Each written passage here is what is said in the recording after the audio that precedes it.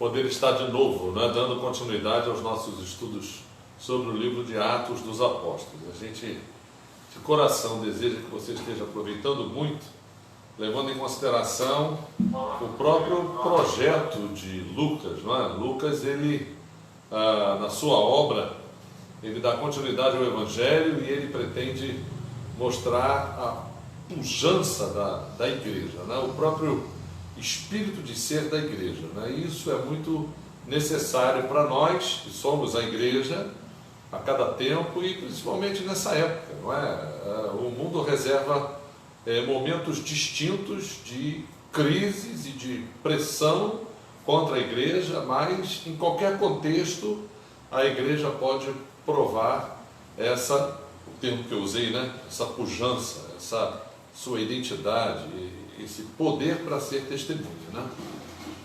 Jesus falou em Atos 1:8: recebereis poder ao descer sobre vós o Espírito Santo e sereis minhas testemunhas. Então esse é o traço distintivo da igreja, da identidade da igreja, do ministério da igreja.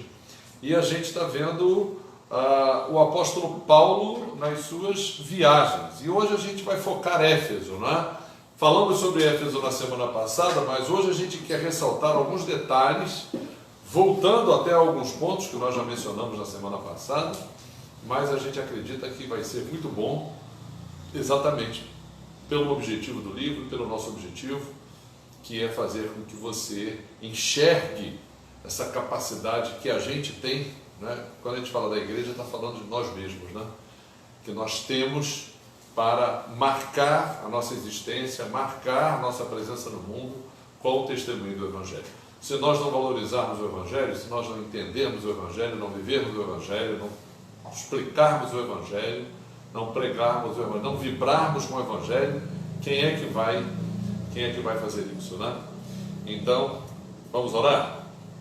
Obrigado, Senhor, por estarmos aqui reunidos mais uma vez, nesse contexto de igreja que alcança uma faixa grande de gente, cuja memória do que se falou fica gravada, e a gente agradece por essa oportunidade, porque, sem dúvida nenhuma, como a gente vai ver no estudo de hoje, a presença de Paulo em Éfeso traz frutos até hoje, porque nós temos documentos na Bíblia que mostram os efeitos, descrevem o seu ministério, mas prolongam os efeitos desse ministério até se transformar em cartas e até no Evangelho.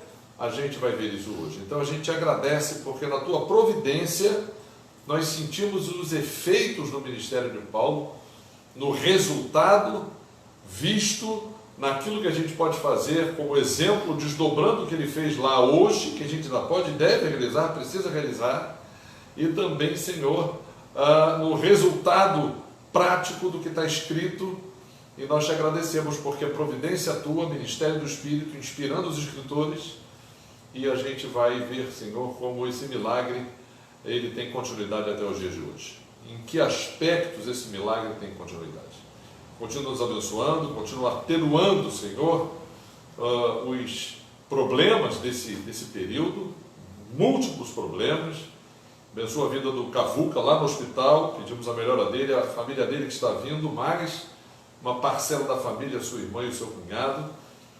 Traz na tua paz, ajuda na segurança na estrada, é o que nós te pedimos em nome de Jesus. Amém. Vamos cantar? Nosso primeiro hino. Você Sossegai 102. Sim? Sossegai 102 de Salmos e Hinos. Eu quero também dizer a você que hoje nós vamos ler 2 textos do livro de Atos dos Apóstolos, né? Que você se prepare. É prazeroso ler a Bíblia, né? Nós nos vemos, nós nos identificamos, nos reconhecemos nela, e a gente reconhece quem? O nosso Deus, a pessoa do Espírito, a pessoa de Jesus, esses heróis da fé que nós devemos imitar hoje. Então o crente tem que obter, tem que reconquistar esse prazer, não é? De ler as Escrituras. Então hoje nós vamos ler 2 textos que descrevem, né, o ministério de Paulo em Éfeso, e você vai ter um bom proveito, né? Depois desse hino a gente já vai ler o primeiro texto. 102 de Salmos e Hinos.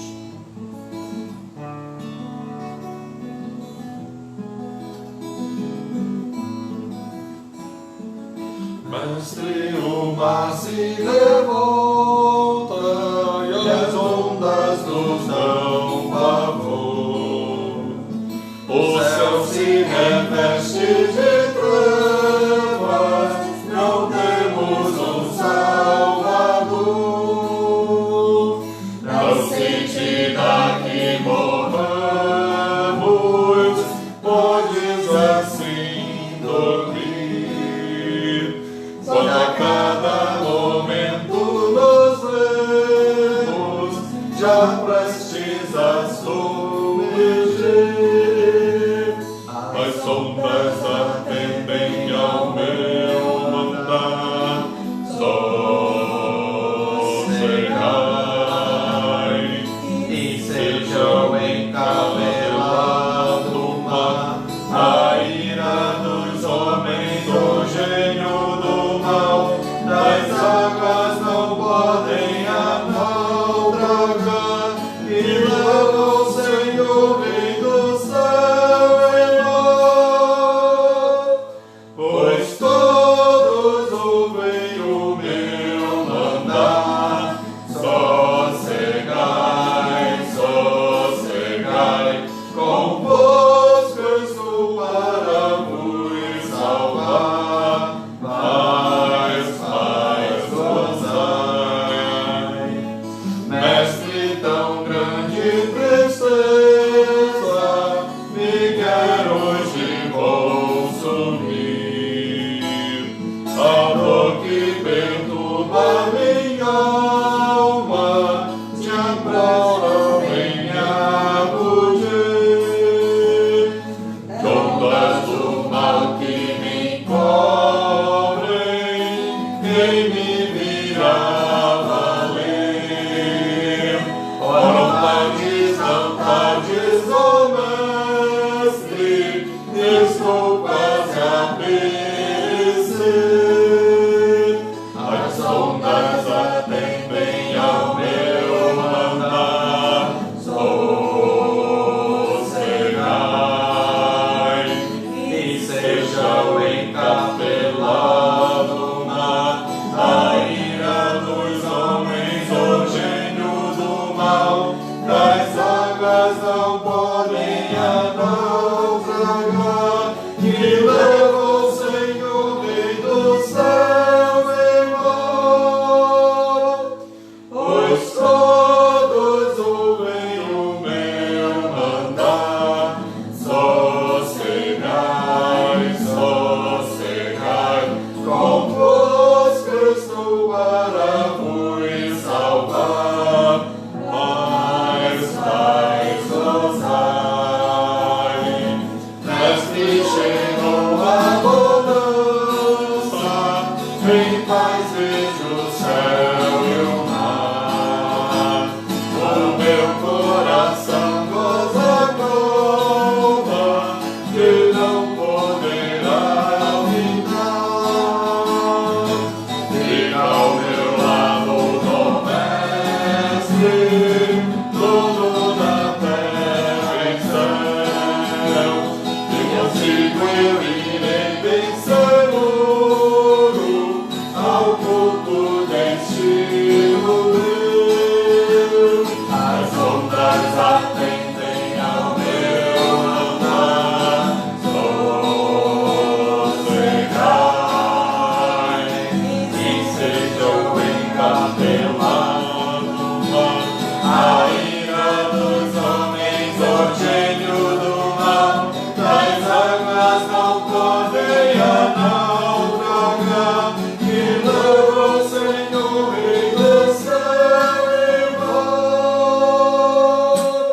Pois todos ouvem o meu mandar, sossegai, sossegai, convosco estou para vos salvar, paz, paz, gozai.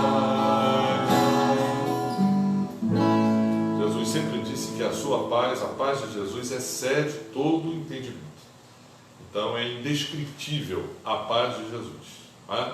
A fé, a segurança, a esperança, o amor de Deus nos concedem essa paz, essa segurança, né? Então nós vamos ler o texto, após o texto nós vamos fazer uma outra oração, porque a gente quer que muita gente nesse momento, né, experimente essa paz. Se ainda não experimenta, que possa compreender que ela é real, que ela existe, não é? Nós vamos ler Atos dos Apóstolos. Nós falamos, né, que vamos ler hoje 2 textos, né? Nós queremos ler 19, um outro foco do ministério de Paulo em Éfeso que a gente não havia lido na semana passada. Então nós vamos ler Atos 19, de 21 a 41. A gente vai fazer aquela leitura que a gente costuma fazer, não é? De 2 em 2 versículos. E preste bem atenção, porque esse já é um dos textos que a gente vai mencionar hoje, não é? Depois nós vamos ler um outro texto que a gente nem tanto vai mencionar, o segundo texto que a gente vai ler, mas que faz parte do contexto, da continuidade, do efeito do ministério de Paulo nessa cidade, né?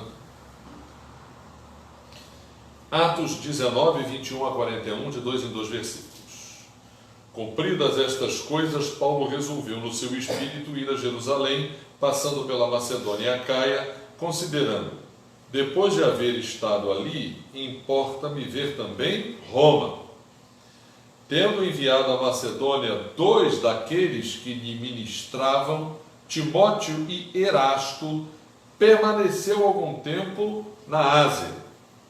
Por esse tempo houve grande alvoroço acerca do caminho, pois o ouvires, chamado Demétrio, que fazia de prata nichos de Diana e que dava muito lucro aos artífices, Convocando-os juntamente com outros da mesma profissão, disse-lhes: senhores, sabeis que deste ofício vem a nossa prosperidade.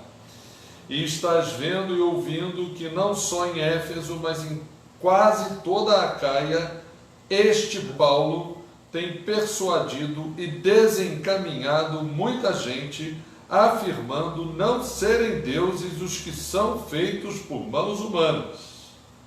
não somente há o perigo de a nossa profissão cair em descrédito, como também o de o próprio templo da grande deusa Diana ser estimada em nada, e ser mesmo destruída a majestade daquela que toda a Ásia e o mundo adoram. Ouvindo isto, encheram-se de furor e clamaram: grande é a Diana dos Efésios. Foi a cidade tomada de confusão, e todos a uma arremeteram para o teatro, arrebatando os macedônios Gaio e Aristarco, companheiros de Paulo. Querendo este apresentar-se ao povo, não lhe permitiram os discípulos. Também as hierarcas, que eram amigos de Paulo, mandaram rogar que não se arriscassem indo ao teatro. Uns, pois, gritavam de uma forma, outros de outra, porque a assembleia caía em confusão. E na sua maior parte nem sabiam por que motivo estavam reunidos. Então tiraram Alexandre dentre a multidão, impelindo os judeus para a frente. Este, acenando com a mão, queria falar ao povo. Quando, porém, reconheceram que ele era judeu, todos a uma voz gritaram por espaço de quase 2 horas: grande é a Diana dos Efésios. O escrivão da cidade, tendo apaziguado o povo, disse: senhores Efésios, quem porventura não sabe que a cidade de Éfeso é a guardiã do templo da grande Diana e da imagem que caiu de Júpiter? Ora, não podendo isto ser contradito, convém que vos mantenhais calmos e nada façais precipitadamente. Porque estes homens que aqui trouxestes não são sacrílegos, nem blasfemam contra a nossa deusa. Portanto, se Demétrio e os artífices que o acompanham têm alguma queixa contra alguém, a audiências e procônsules que se acusem uns aos outros. Mas se alguma outra coisa pleiteais, será decidida em assembleia regular, porque também corremos perigo de que, por hoje, sejamos acusados de sedição, não havendo motivo algum que possamos alegar para justificar este ajuntamento. Todos nós, e havendo dito isto, dissolveu a Assembleia. Então é interessante a descrição de Lucas, né? Quantos aspectos culturais, né, do contexto da cidade, da Assembleia Pública, do espírito de democracia, a questão do tumulto, a questão da religião pagã, as crendices da estátua que caiu do céu, não é? Um perito, né, no trâmite legal das leis, que era um escrivão exatamente da área. Quanta coisa a narrativa detalhada de Lucas demonstra para nós, né? Por isso que é interessante você ler a Bíblia e meditar, parar para pensar e ver como é que há uma providência de Deus realmente inspirando pessoas que nos leguem, que, não é, possam deixar para nós escritos esses textos tão detalhados e tão bem descritos, né? Há um cântico agora. Então, nós vamos... Eu falei que íamos orar, né? Vamos orar. Nós cantamos um hino que fala de sossego, fala de paz, não é? E agora eu vou pedir a... Sim? Tem que pedir alguns pedidos já. A Ana Luísa está dizendo que tem alguns pedidos, ela vai mencionar os pedidos e ela também vai ser a pessoa que vai orar agora, não é? E a gente quer isso, a gente quer que haja a paz de Jesus, o sossego, não é? Claro que a gente pode buscar isso em oração, a gente deve buscar isso em oração, mas a gente deve também conhecer como que essa paz ela é descrita na Bíblia, né? Qual é o contexto de ação, de atuação da paz de Deus na nossa vida, não é? Então é importante a gente ter essa segurança, né? Vamos ouvir os pedidos? Vamos orar pelo Cavalcante e também alguém pedir oração pelas famílias que estão passando por momentos difíceis agora. Isso. Nesse momento a gente vai pedir essa paz, esse sossego, não é? Para o Cavalcante e para essas famílias, né? Eu lembrei hoje da irmã Graça Silveira, né, que está lá no Maranhão, em São Luís, perda do seu filho, né? Graça Silveira, o filho dela foi pastor congregacional e ele faleceu de Covid, né? Então vamos pedir o consolo de Deus na vida dela, né, para a vida dela e de outras pessoas que a gente sabe, que são até evangélicos, mas que nessa situação, nessa condição, nessa fase, Deus permitiu que fosse ao encontro dele, né? Eu estava ouvindo um pastor que prega na televisão, né, dizer, né, quando ele ora por uma pessoa enferma, ele fala: Senhor, cura essa pessoa para que todos nós vejamos a tua glória. Agora, caso tu não cures, ela vai ver a tua glória. Então, todo mundo já sabe quem faz isso, é aquele pastor Cláudio Duarte, né? Ele tem certos traços de comicidade, né, naquilo que ele diz. Mas é verdade, isso é verdade, né? A gente não quer que uma pessoa, a gente quer que a pessoa fique curada, a gente quer viver mais tempo, né? Paulo dizia: eu tenho coisas para fazer aqui, preciso fazer, então eu preciso viver. Então, vamos orar nesse sentido. A Ana Luísa vai estar orando. Senhor, eu quero te agradecer mais uma vez, Pai, por estarmos aqui na tua presença, prestando culto a ti, mesmo estando distantes. Eu também quero, Senhor, agora principalmente pedir que tu venhas abençoar, Senhor, as famílias que estão passando por momentos difíceis agora, Senhor.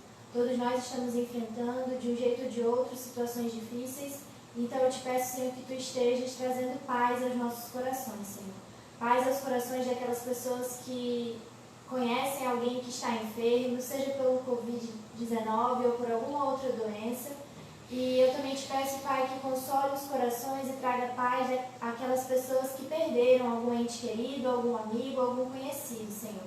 Tu sabes as dificuldades que cada um de nós enfrenta e eu te peço, Pai, que esteja neste momento trazendo consolo aos corações e que essas pessoas possam encontrar paz em ti, Pai. Eu te peço pelos enfermos, principalmente nosso irmão Cavalcante, que tu estejas abençoando, Senhor, a sua vida, também confortando o seu coração e, se for da tua vontade, restaurando a saúde deles, assim como de outras pessoas enfermas neste momento, Pai. Te peço que a meditação da tua palavra agora traga também paz aos nossos corações, muitas vezes aflitos e ansiosos, mas que possamos, Senhor, encontrar na tua presença a verdadeira paz e alegria que só vem de ti, Pai. Eu te agradeço e eu te peço em nome de Jesus. Amém. Vamos cantar mais um cântico antes da continuidade do nosso estudo. Quem irá? 456. Desafio, não é? 456 do nosso inário. Esse desafio é o desafio constante da igreja, né?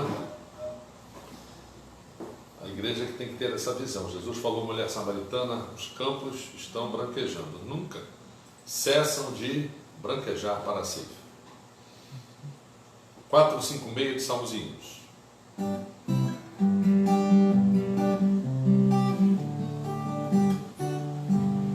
Eis os bilhões de trevas tão medonhas, jazem perdidos sem o Salvador. Ó, quem irá as novas proclamando, que Deus em Cristo salva o pecador.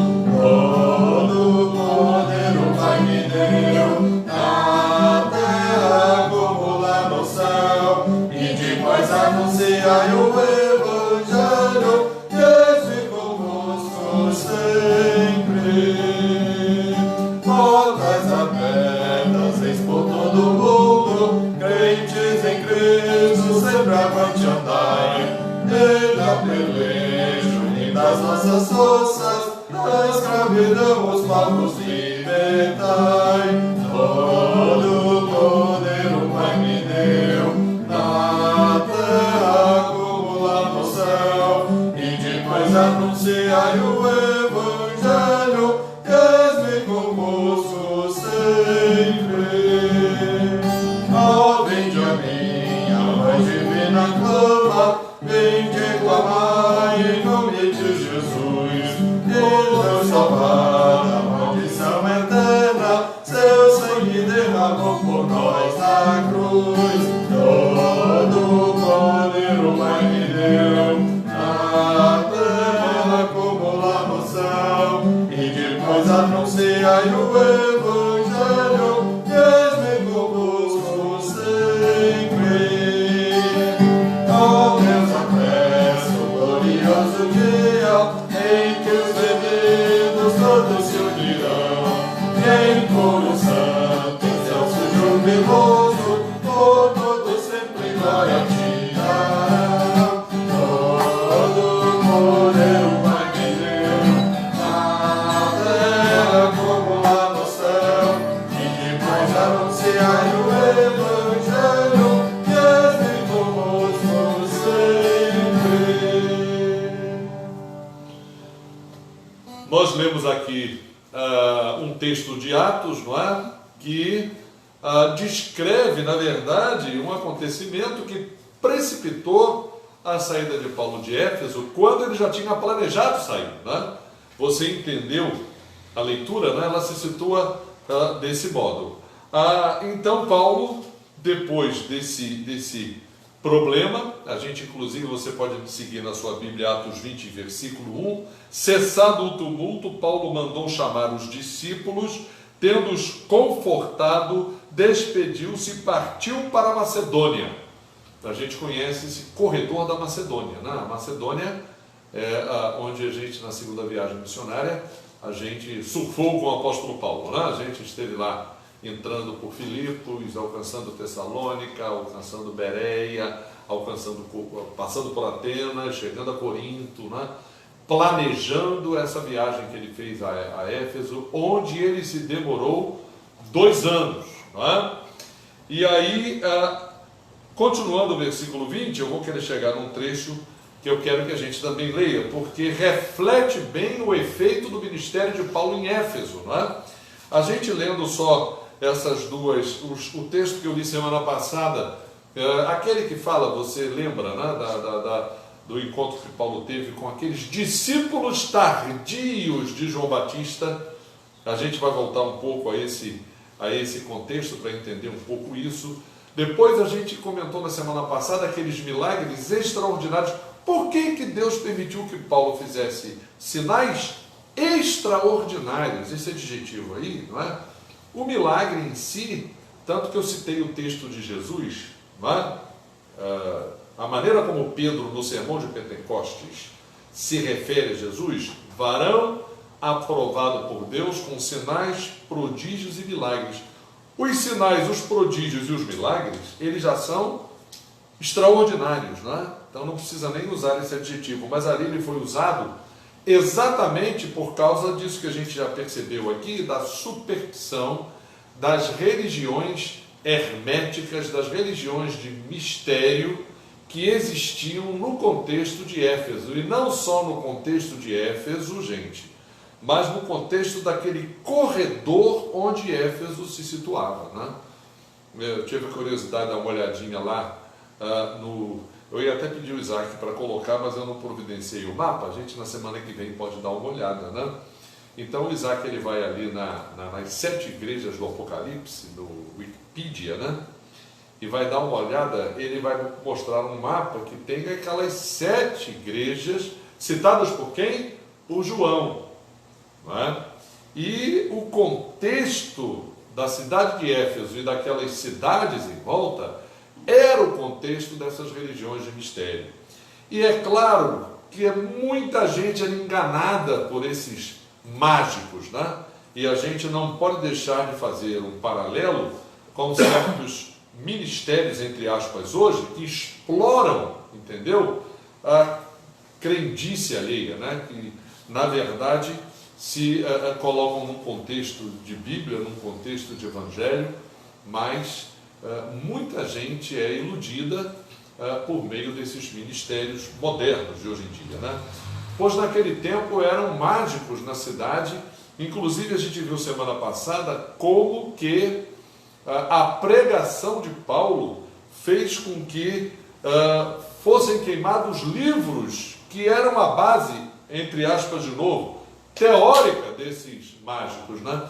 E o prejuízo foi a 50 mil denários. Gente, eu fiz um cálculo de 50 mil denários, se a gente considerar que denário é salário de um dia, sabe quantos anos de trabalho aqueles homens queimaram como resultado da pregação de Paulo? Eles queimaram, queridos, 135 anos. 50 mil denários, dividido por 365, que é o número de dias de um ano, considerando que denário é o salário de um dia, dá 135 anos de trabalho. Então é só para você ver o efeito desse prejuízo naquela sociedade. E o tumulto que se desenhou, que envolveu toda a cidade, que foi mediado por um camarada anônimo, né, que a Bíblia não cita o nome, era um escrivão da cidade, né, conseguiu apaziguar a multidão. Ele conseguiu usando uma estratégia de oratória, que a gente pode perceber. Não, gente, a nossa Diana é a grande Diana, continua sendo a deusa das deusas, o nosso templo, o templo dos templos. Eles gritaram 2 horas seguidas, grande é Diana dos Efésios. Então a gente vê, tudo isso é o resultado do Evangelho. O Evangelho, o impacto que o Evangelho provocou nessa cidade de Éfeso. O Isaac agora vai mostrar o mapa, tá?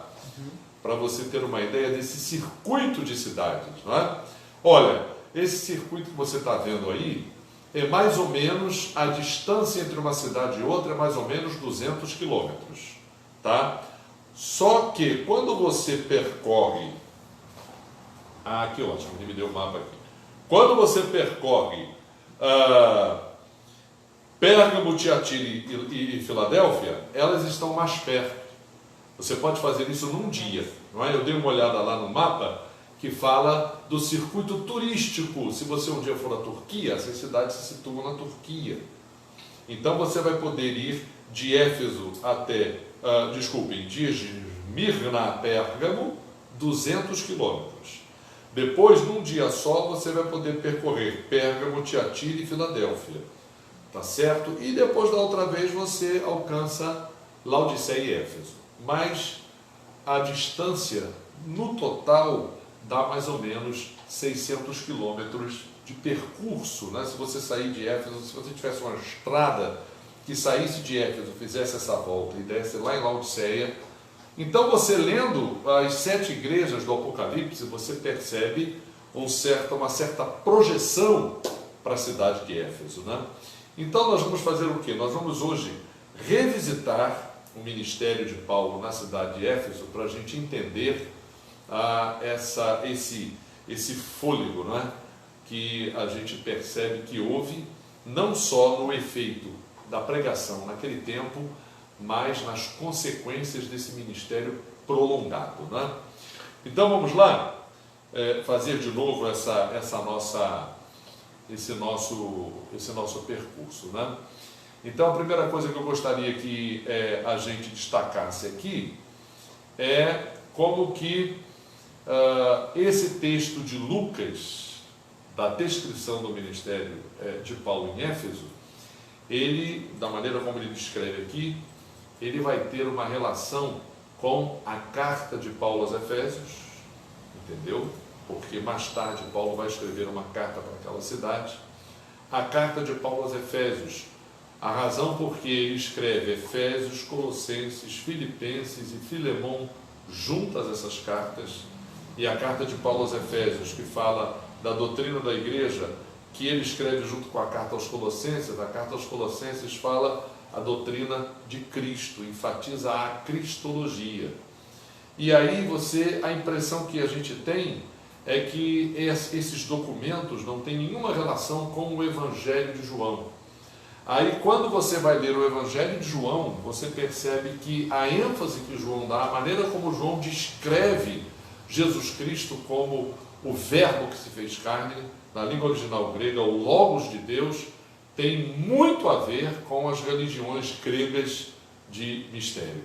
Então a gente fica sabendo, a gente fica reconhecendo a estratégia inteligente que João usa para poder apresentar naquele contexto o Evangelho de maneira profunda, de maneira exata, não é?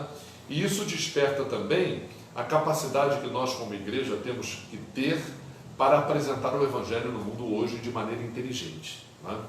A gente precisa usar esse mesmo recurso que aqueles homens usaram, né? A maneira como Paulo fez, a maneira como João fez, escrevendo o seu Evangelho, a maneira como Paulo fez, escrevendo a carta aos Colossenses, a maneira como ele apresenta Jesus.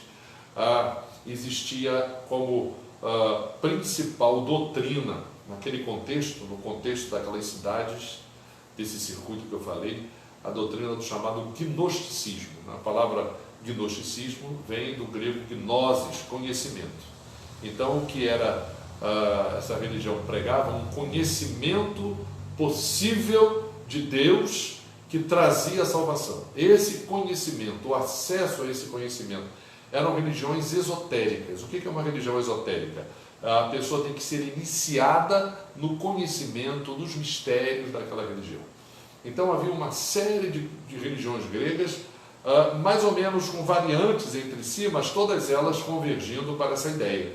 A ideia de que você pode chegar ao conhecimento de Deus, bastando que para isso você siga a instrução de pessoas que vão iniciar, que vão...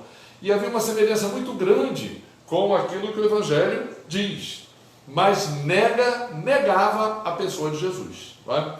O gnosticismo dizia que quem criou o mundo, que a história do Antigo Testamento, não é, era uma história até certo ponto verdadeira, porque realmente o mundo foi criado por um Deus, mas não era o verdadeiro Deus, era um demiurgo. Não é?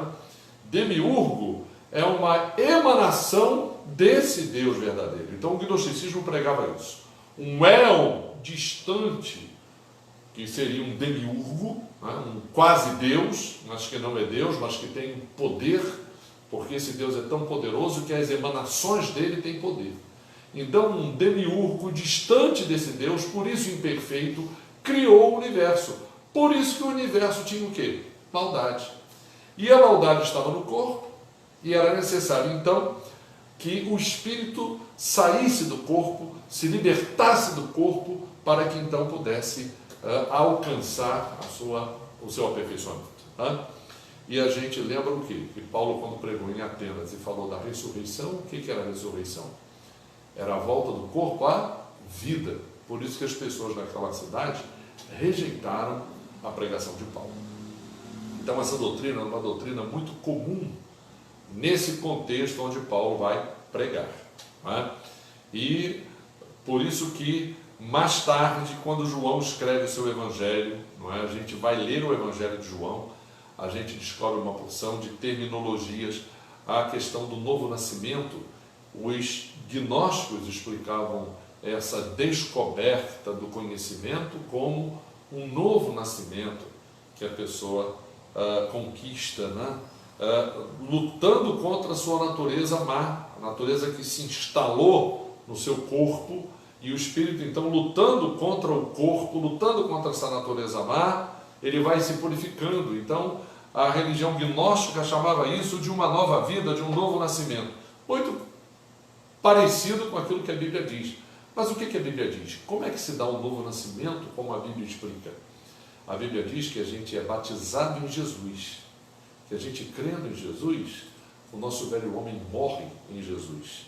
Paulo fala na carta aos Romanos, ele aqui, lembra que a gente falou tanto da conversa, não é, do apóstolo Paulo com Áquila e Priscila, né, nesse contexto de Éfeso. E aqui Paulo, quando se despede, né, ele diz aqui que o desejo dele é ir a Roma. Ele está programando uma viagem a Roma. Localizem, por favor, esse versículo aí para mim, que eu quero citar textualmente, né?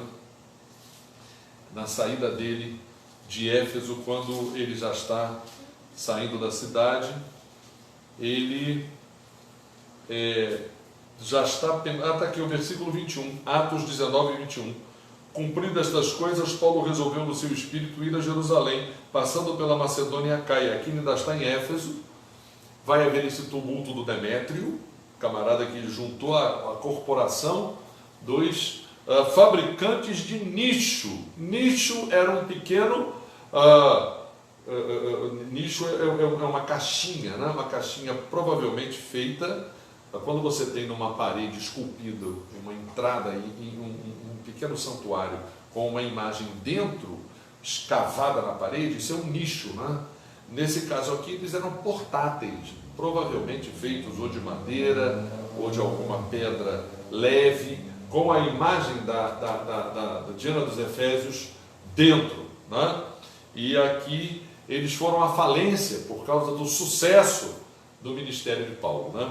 Então Paulo aqui já está planejando, e olha só, nós comentamos na semana passada, né, como é que o convívio dele com Áquila e Priscila, aquele casal que saiu de Roma, expulsos pelo imperador Cláudio, como é que a chegada deles a Éfeso, o encontro de Paulo com eles foi providencial. E Paulo sai de Éfeso, cumpridas estas coisas do ministério dele em Éfeso, Paulo resolveu no seu espírito ir a Jerusalém, como ele sempre fazia, passando pela Macedônia e Acaia para rever os irmãos, confirmá-los na fé, considerando, depois de haver estado ali, importa viver também Roma. Paulo já está planejando sua viagem a Roma, e a gente está se aproximando aqui do final do livro de Atos, né? Nós já estamos no 21, faltam 7 capítulos, e o capítulo final de Atos é a viagem de Paulo a Roma, não é? Então, voltando à questão do Evangelho de João, a gente nem pensou que o ministério de Paulo em Éfeso tivesse a ver com o Evangelho de João, mas tem, não é? Então, esse novo nascimento que a Bíblia diz é outro novo nascimento. Uma outra coisa também que os gnósticos exploravam muito era a questão da luz, não é? Para eles as trevas eram símbolo da escuridão, da ignorância, e à medida que vinha essa luz que iluminava o entendimento, que dava conhecimento, então isso fazia com que a pessoa enxergasse essas trevas fossem. Então eles tinham toda uma explicação até para o Gênesis, não é? É muito interessante a história de um gnóstico chamado Filon, não é? Esse é lá de Alexandria, de outro contexto, não é? Não é aqui da Ásia Menor, né? É lá mais para o sul. Alexandria era uma cidade, naquele tempo, era uma das maiores cidades, era uma cidade biblioteca, não é? Era uma cidade enorme de sábios. Aliás, foi em Alexandria que foi feita a primeira tradução da Bíblia não é, do Antigo Testamento para o grego no ano 250 a.C. Então era uma cidade que tinha uma projeção. Aliás, esse judeu aqui, que eles, na hora do tumulto, né, se chamava Alexandre, era um judeu chamado Alexandre, era um judeu helenizado, um judeu chamado Alexandre. Alexandre era um imperador grego, e em função disso que a cidade de Alexandria do Egito foi construída em homenagem a ele. Então, esse Fílon de Alexandria, ele colecionou livros do Novo Testamento para pregar o gnosticismo. Era muito interessante isso. E a igreja, quando descobriu que Fílon tinha feito uma coleção de livros do Novo Testamento, ela se assustou. Interessante isso, né? Um pouco antes da igreja se despertar para a coleção do Novo Testamento, como ela está hoje pronta, um camarada tinha feito isso. E é interessante que ele usou um evangelho, que foi o evangelho de Lucas. Ele pegou o evangelho de Lucas, tirou as partes do evangelho de Lucas que tinham aspectos judaicos, como o começo, né?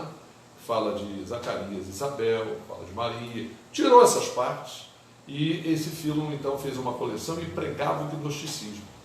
O gnosticismo, gente, dizia que Jesus, ele era uma encarnação do Deus verdadeiro, ele não era o Deus feito carne. Isso é um absurdo tremendo para o gnóstico. O Deus gnóstico, ele está muito distante. Tanto que essa emanação que saiu dele, esse demiurgo, esse El, que ele é tão poderoso que esse El, que tem poder, criou esse mundo imperfeito. Mas em Jesus, esse Deus verdadeiro se encarnou. Encarnou-se enquanto Jesus cumpriu o seu ministério, mas depois que Jesus terminou o ministério dele, esse El foi embora. Aí o gnosticismo tinha dois grupos, né? Tinha um que dizia que Jesus era um homem mesmo nascido, evidentemente nascido de José e Maria. Esse Deus encarna Jesus, entendeu? E depois, quando Jesus morre na cruz, esse El vai embora. E Jesus, ele realmente foi roubado, o cadáver foi escondido, sumido, e aí os cristãos começaram a pregar essa história de que ele ressuscitou.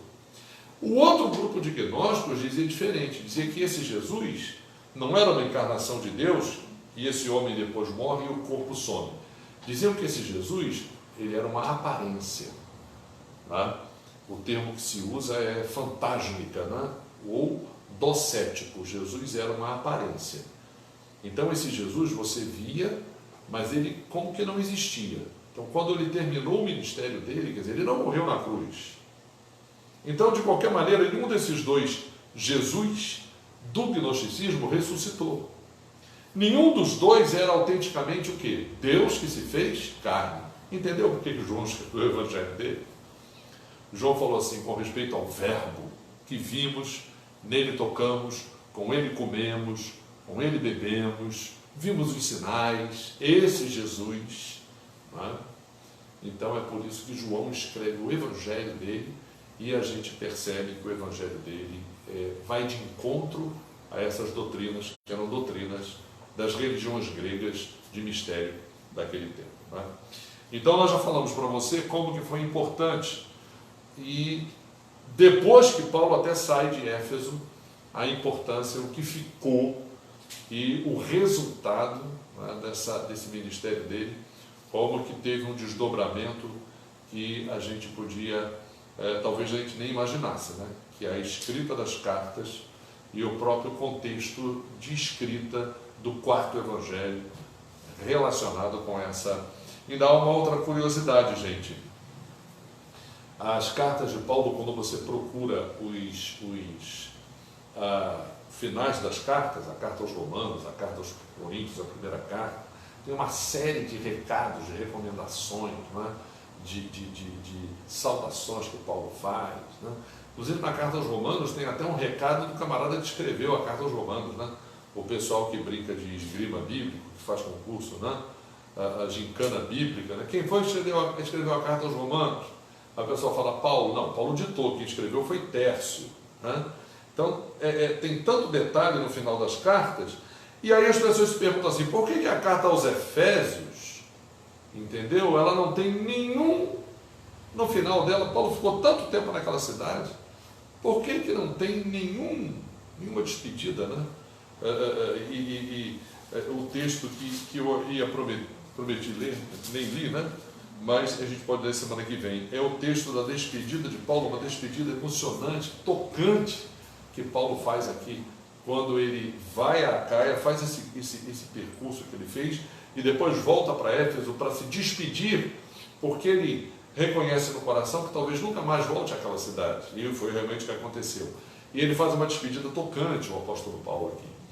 Então, a carta aos Efésios, irmãos, se você procurar no final dela, não há essas saudações para pessoas que Paulo certamente conheceu em Éfeso. Então, e alguns manuscritos antigos da carta aos Efésios, ele, no lugar onde se escreve Efésios, você já viu formulários que trazem um lugar para você escrever o seu nome? Existe muito isso hoje em dia, né? Às vezes alguns formulários prontos você imprime e há um lugar para você botar o seu nome, seu endereço, a sua identidade. Há um texto escrito, você lê aquele texto, preenche, no final você põe a data e põe o seu nome, né? Aí você leva aquele formulário, sei lá, para algum órgão qualquer, ou algum concurso que você se inscreveu nele, né? Quando não é uma assinatura eletrônica, você imprime e leva aquele papel. Então, na carta aos Efésios, alguns manuscritos antigos da carta aos Efésios, no lugar onde estava escrito aos Efésios, tinha um espaço em branco, ou o nome Efésios com tinta diferente. Sabe o que as pessoas, isso não há nenhuma garantia que isso seja verdadeiro, mas as pessoas supuseram que a carta aos Efésios, por causa desse nome escrito num espaço em branco, ou com tinta diferente, tenha sido uma carta circular. E alguém acha que a carta circular tenha sido para essas igrejas, as 7 igrejas. Porque você, quando lê a carta aos Colossenses, Paulo recomenda aos crentes de Colossos que leiam a carta de Colossos na igreja de Laodiceia. E Paulo recomenda, olha, aquela que eu mandei para Laodiceia, leiam na igreja de Colossos. Aí a gente se pergunta assim, mas qual é a carta aos Laodicenses? Ela se perdeu, não é? Então a gente não sabe. Algumas pessoas supõem que a carta aos Efésios pode ter sido uma carta circular, exatamente para esse turno de igrejas que ficam ali no corredor das igrejas da Ásia Menor, não é? Então, tudo isso que a gente falou, algumas coisas que a gente falou, né, são suposições como essa que eu disse agora no final. Mas tudo isso demonstra o efeito permanente que o ministério de Paulo teve na cidade de Éfeso, né? Então vamos agora voltar para o texto e vamos percorrer de novo esse texto para que a gente possa então confirmar isso que a gente está dizendo para você, né? A primeira coisa que a gente quer recordar, nós já havíamos dito que um pouquinho do que a gente vai falar a gente já disse, né? A chegada de Paulo a Éfeso.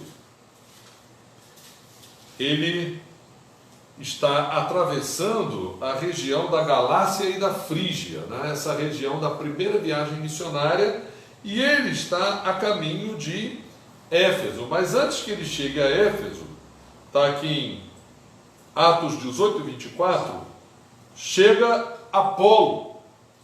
E a gente na semana passada mencionou essa personalidade de Apolo, o acolhimento de Áquila e Priscila, e a gente comentou que tipo de pessoa era Apolo, porque Apolo conhecia só o batismo de João Batista. E quando Paulo chega na cidade, Paulo encontra um grupo de pessoas que só conhece o batismo de João Batista.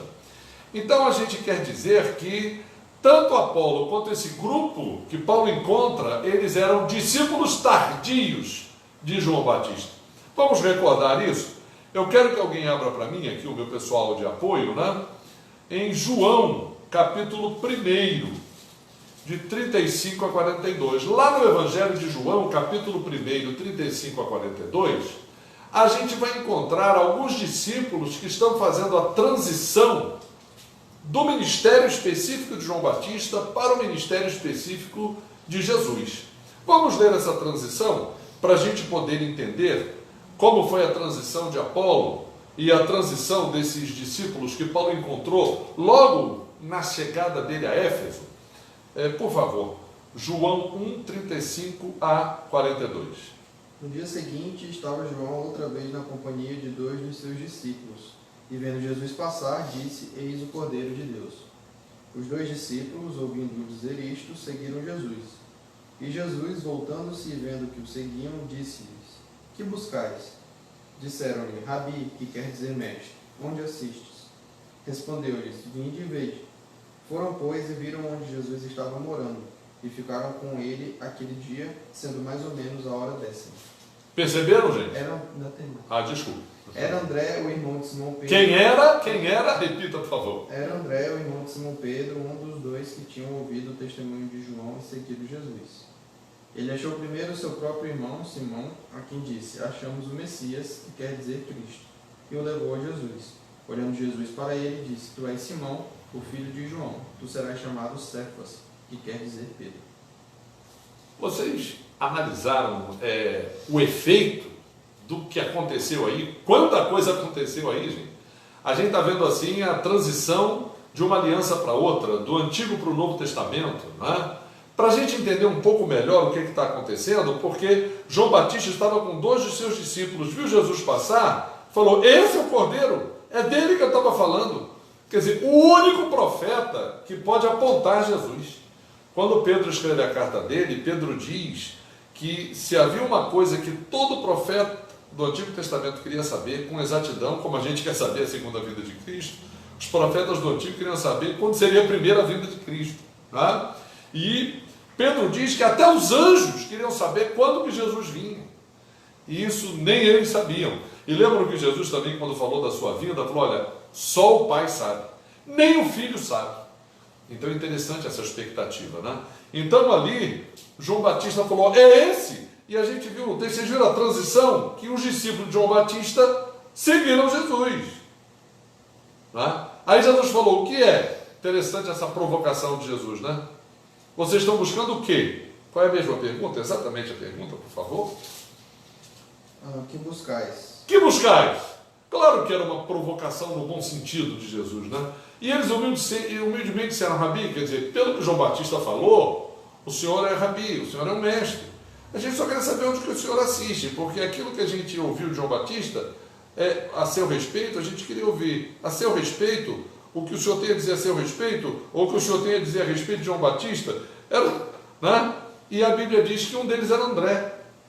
E André vai e fala para Pedro que, né, o que Jesus falou para a samaritana, o que a samaritana falou para aqueles homens: achei o Messias. Não é? Interessante isso, né?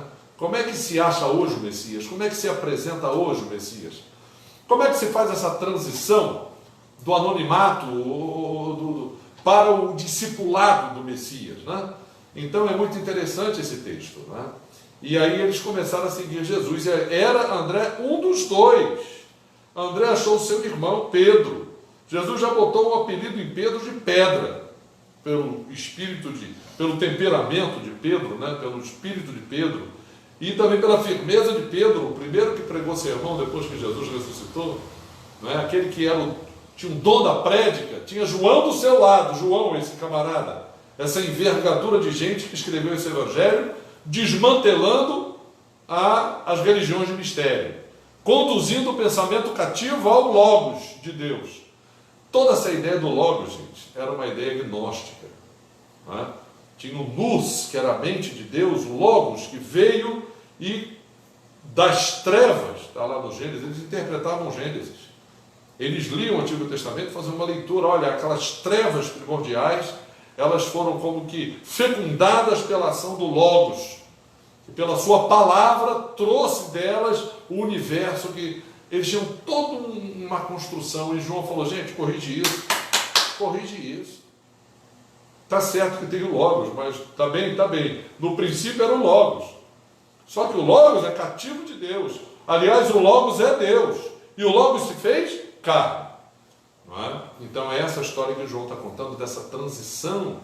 Agora vamos dar uma olhada num outro texto muito interessante, que é um texto que... O que Jesus tem para dizer de João Batista, que está em Mateus 11, 1 a 19. É muito interessante também essa observação, porque essa transição dos que creem e esperam, né, a promessa do Messias, e por isso que Jesus, aliás, antes que, eu não vou antecipar não, a Ana Luísa vai ler para mim Mateus 11, 1 a 19, e a gente vai ver direitinho o que Jesus tem a dizer sobre João Batista.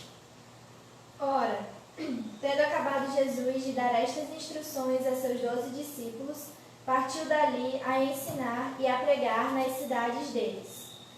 Quando João ouviu no cárcere falar das obras de Cristo, mandou por seus discípulos perguntar-lhe: És tu aquele que estava para vir, ou havemos de esperar outro? E Jesus, respondendo, disse-lhes: Ide e anunciai a João o que estáis ouvindo e vendo. Os cegos veem, os coxos andam, os leprosos são purificados, os surdos ouvem, os mortos são ressuscitados, e aos pobres está sendo pregado o Evangelho. E bem-aventurado é aquele que não achar em mim motivo de tropeço. Então, entre eles, passou Jesus a dizer ao povo a respeito de João: Que saístes a ver no deserto, um caniço agitado pelo vento? Sim, que saístes a ver um homem vestido de roupas finas? Ora, os que vestem roupas finas assistem nos palácios reais. Mas para que saístes? Para ver um profeta? Sim, eu vos digo, e muito mais que profeta. Este é de quem está escrito: Eis aí eu envio diante da tua face o meu mensageiro, o qual preparará o teu caminho diante de ti. Em verdade vos digo, entre os nascidos de mulher, ninguém apareceu maior do que João Batista, mas o menor no reino dos céus é maior do que ele. Até aí, minha filha. Eu queria chegar nesse versículo, né? Obrigado. Depois você em casa, né? Podem dar continuidade, porque esse trecho do 12 para frente é uma polêmica que Jesus vai estabelecer com aquelas pessoas que não estavam absolutamente interessadas em dar crédito a João Batista, estavam escandalizados com João Batista e agora estavam escandalizados com Jesus. Então, Jesus, agora, esse texto que é um texto interessante, né? O versículo 11: Entre os nascidos de mulher, ninguém apareceu maior do que João Batista. Jesus quer dizer que o grau de enaltecimento, vamos usar essa expressão, de João Batista, é pelo fato de ter sido o único profeta que viu. Esse é o Cordeiro de Deus. E os discípulos seguiram Jesus, né? Por isso, mas o menor no reino, quer dizer, o crente, o menor crente, o menor que crê em Jesus. Então é essa transição que Apolo não entendeu, é essa transição que esses discípulos que Paulo encontrou em Éfeso não tinham entendido. E agora com a pregação do Evangelho, entenderam. Então, o início de pregação de Paulo na cidade de Éfeso, né, se defronta com essa questão. Então, depois, outra coisa que eu quero destacar agora é aquela parte que a gente também mencionou semana passada, mas eu quero destacar melhor, porque essa parte em que Paulo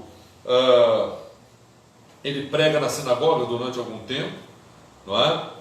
E depois que ele prega na sinagoga, há todo o conflito que acontece com a continuidade do sermão dele na sinagoga, não é? Algumas pessoas vão se interessando, mas outras já acham que aquilo que Paulo está falando não corresponde à verdade, diminui o judaísmo. Eu sempre conto isso, você que está me ouvindo não deve ter, meus filhos aqui já ouviram, né? Mas eu acho muito interessante porque isso aconteceu no século XX, né? Aconteceu, eu não morava no Rio de Janeiro, né? O rompimento do século XX para o XXI, eu já estava morando aqui em Rio Branco, Acre. Mas isso que aconteceu no século passado. Eu estudava numa faculdade do Rio de Janeiro, fiz uma semana em teologia e convidou, naquele tempo era uma novidade, uma pastora, um padre e um rabino. O rabino era um garoto novo. Então, quando foi feita a primeira pergunta ao rabino, rapaz, todo mundo queria perguntar ao rabino, porque ele era um camarada novo, comunicativo e se demonstrou muito inteligente. Então, ninguém recebeu mais perguntas da assistência do que o rabino. Depois do rabino, a pastora, porque era uma novidade, e algumas perguntas foram feitas ao padre, não era tanta novidade, mas uma pessoa também bem inteligente, e respondeu bem as perguntas, mas quem se destacou ali foi o rabino. E foi interessante a pergunta de um rapaz ao rabino sobre Jesus. E eu estou falando isso por causa desse efeito que Paulo sofria de pressão dentro da sinagoga. E uma das razões é essa que eu vou dizer aqui, que até hoje prevalece. O rabino falou, olha, por que vocês não consideram Jesus, a importância de Jesus, o Messias é um rabino? Não. O maior rabino que nós temos é Jesus. O judaísmo é um antes de Jesus e é outro depois de Jesus. Jesus foi o maior rabino dentro do judaísmo. Ele provocou uma revolução tremenda. Sabe por quê? Porque Jesus pregou o amor. Porque Jesus ensinou que tudo se resume no amor. Rapaz, ele falou, deu um show. Em nenhum momento ele disse que Jesus era o Messias, em nenhum momento ele falou de cruz. Aí todo mundo ficou perplexo. Aí a gente falou, terminou. Falei, que bom. Aí ele falou assim, tem um detalhe. Aí a gente esperou o detalhe. A pessoa que a gente não concorda absolutamente é Paulo. Porque Paulo disse que a lei de Moisés, ela não serve, que a lei de Moisés. Então, com respeito ao apóstolo Paulo, aí quer dizer, todo mundo ficou olhando assim. Aí eu até, se eu fosse um pentecostal, eu ia dizer glória a Deus, aleluia, naquele contexto lá, porque merecia um glória a Deus, aleluia ali, porque o que ele falou era todo o efeito do que Paulo pregou. Então Paulo era rejeitado na sinagoga por causa disso, e ele é rejeitado até hoje. É isso que eu queria dizer. Mas Paulo não disse que a lei de Moisés não serve. Paulo não disse que a lei de Moisés está em segundo plano. Paulo diz pelo contrário. Na carta de Romanos, o que Paulo fala da lei de Moisés? O mandamento é justo, perfeito e bom. Só que o mandamento não resolve o nosso problema. Em nós está o quê? O pecado. E o mandamento ele pode ser justo, bom, santo, mas a nossa carne está doente. Então nós não podemos seguir o mandamento. Ele não encontra em nós nenhum reflexo, ele não nos modifica agora. Aí a Bíblia diz que veio o quê? O milagre de Deus. Tá? A conversão é um ato de Deus na nossa vida, é um milagre de Deus na nossa vida. A palavra de Deus só faz efeito em nós, o mandamento só faz efeito em nós por causa do Espírito Santo em nós. Então, para que a gente tenha um mínimo de bondade, é necessário que o Espírito Santo nos, como diz Paulo na carta a Tito, nos eduque para ser bons, e se a gente aceitar ser bom, ele nos dá condições para sermos. A gente pode achar uma coisa linda a bondade, mas na hora de pôr em prática a gente não conseguir. A gente tem muito isso. Por isso que muitas vezes na Bíblia a gente tem que ler de novo a Bíblia. A gente tem que raciocinar, meditar, e na hora de pôr em prática falar, rapaz, agora que eu estou entendendo o que isso representa, o que isso significa, agora eu estou colocando em prática, agora eu estou... Porque nós somos pessoas que precisam desse cuidado, desse trato. Então o apóstolo Paulo aqui, ele foi expulso da sinagoga. Visto que alguns deles, Atos 19:9, se mostravam empedernidos. Empedernidos é com o coração o quê? De pedra, descrentes, falando mal do caminho. O texto que nós falamos hoje, que nós lemos hoje, começa no versículo 23, Por este tempo houve grande alvoroço acerca do caminho, era assim que era chamado em Éfeso, Diante de Paulo, apartando-se deles, separou os discípulos, passando a discorrer diariamente na escola de Tirano. E esse ministério na escola de Tirano, irmãos, que durou pelo espaço de 2 anos, deu ensejo a que todos os habitantes da Ásia ouvissem a palavra do Senhor, tanto judeus como gregos. O efeito a gente vai ver agora, E Deus, pelas mãos de Paulo, fazia milagres extraordinários. Esses 2 milagres aqui, que batem de frente com as crendices daquela gente. Eu queria reforçar um pouco hoje alguns judeus exorcistas ambulantes. Eu queria falar um pouco sobre um aspecto que às vezes as pessoas falam um pouco, que é o que a Bíblia chama de possessão. Possessão demoníaca. A gente está estudando Apocalipse no domingo, então é muito interessante a gente distinguir aonde Deus age, como Deus age, de que modo Deus age, aonde Deus está agindo, aonde Ele não está agindo, aonde somos nós que agimos. A gente tem assim né? A gente agora, por exemplo, está com o nosso caseiro enfermo, né? Então, tudo que a medicina pode fazer por ele, a medicina está fazendo. E nós estamos orando a Deus. Nós estamos acreditando que ele vai ser curado. Nós reconhecemos que ele é idoso, reconhecemos que o problema dele é muito sério, mas a gente está pedindo a cura. E a gente está esperando que Deus cure. Então a gente acredita que tudo que a medicina está fazendo é necessário fazer para que ele seja curado. E junto com a medicina, Deus vai estar agindo. Como Deus vai estar agindo, a gente não sabe. Mas a gente sabe que Deus vai estar agindo. Então, a Bíblia fala aqui de pessoas que, e a gente já viu isso, elas são possuídas por demônios. A Bíblia fala sobre isso. A Bíblia diz que esses espíritos, esses demônios, são anjos decaídos. Né? A gente que lê a Bíblia, a gente que é evangélico, a gente acredita na existência dos anjos. Né? A Bíblia diz que os anjos são mensageiros que Deus criou antes de criar o mundo, antes de nos criar. Ele criou esses mensageiros e esses mensageiros eles deixam recados. Né? Você que lê a Bíblia, você de vez em quando você se defronta com recados que os anjos trazem para os homens.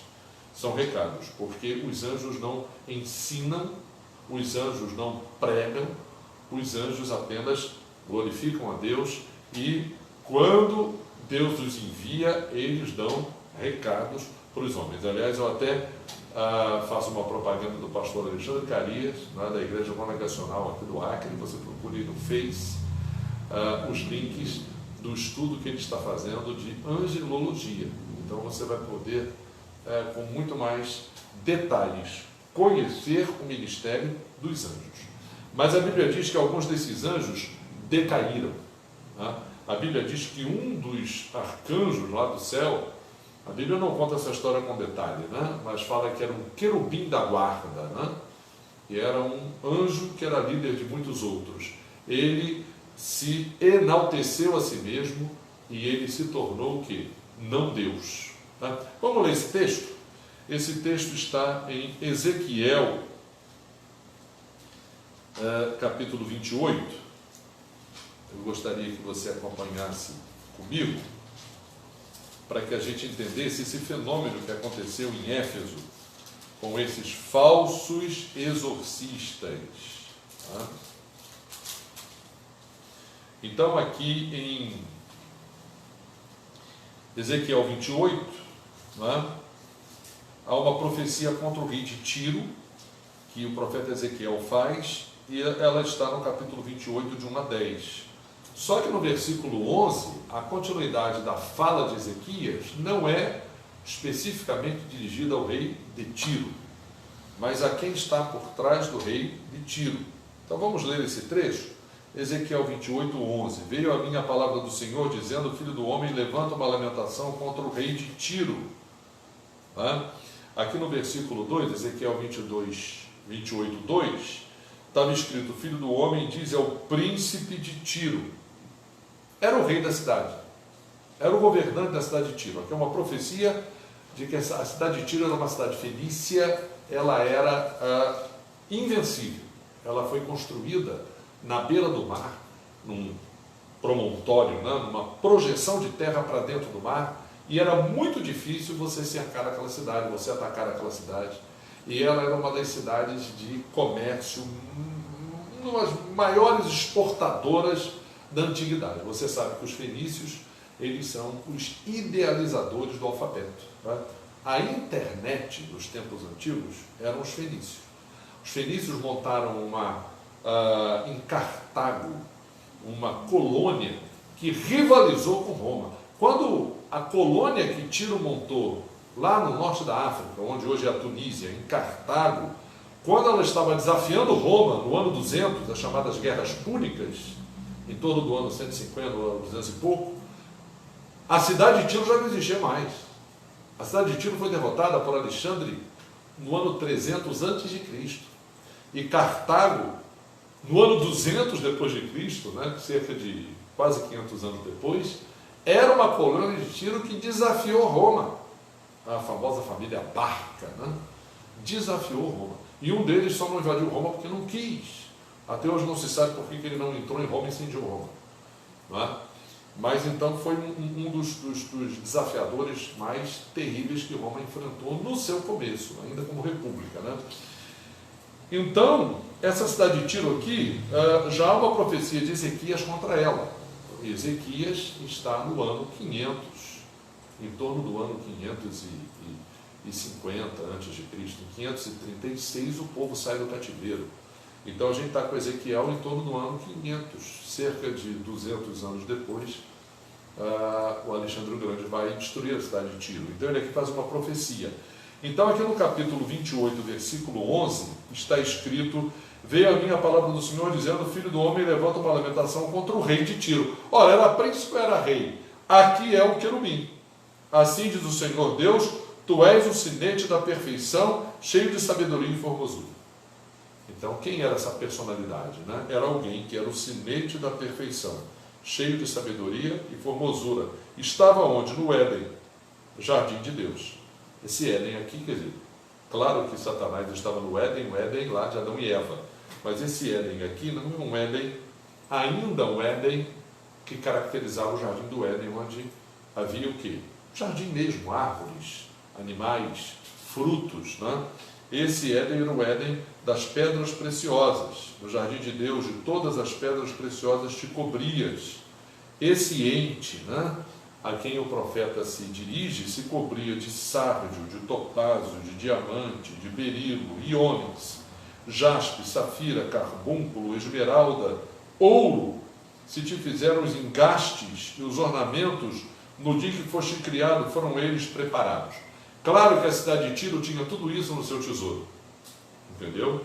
A cidade de Tiro era rica desse modo, mas esse tipo de profecia é uma profecia chamada de dupla referência, né? Se refere à riqueza de Tiro, mas também se refere à grandeza desse querubim. Tu eras querubim da guarda ungido, te estabeleci, permanecias no monte santo de Deus, no brilho das pedras andavas, perfeito eras no teu caminho, desde o dia em que foste criado até que se achou iniquidade em ti. Na multiplicação do teu comércio se encheu o teu interior de violência e pecaste, pelo que te lançarei profanado fora do monte de Deus e te farei perecer, ó querubim da guarda, em meio ao brilho das pedras.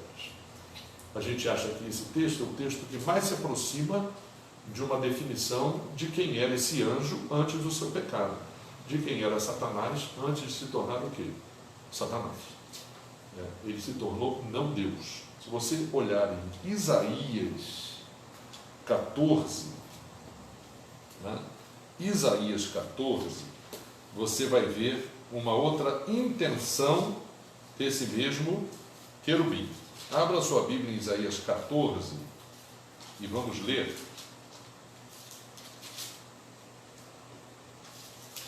Para que você veja uma outra. Isaías 14.